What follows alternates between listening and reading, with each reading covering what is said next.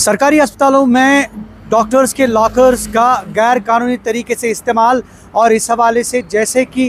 पहले ही खबर आ चुकी है कि गवर्नमेंट मेडिकल कॉलेज अनंतनाग में जिस तरह से एक राइफ़ल भी बरामद हुई थी, उसके बाद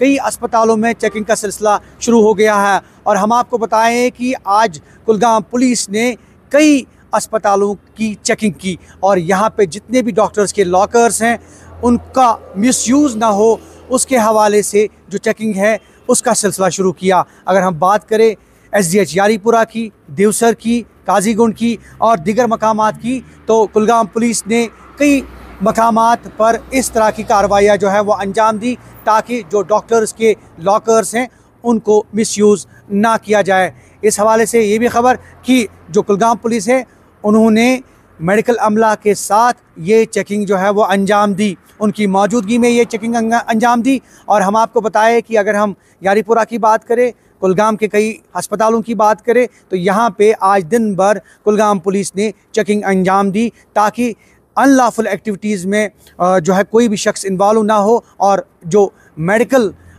जो अमला है वो सतर्क रहे और डॉक्टर्स के लॉकर्स का मिसयूज़ ना हो। ज़हूर रिजवी, न्यूज़ 18 नेटवर्क, कुलगाम।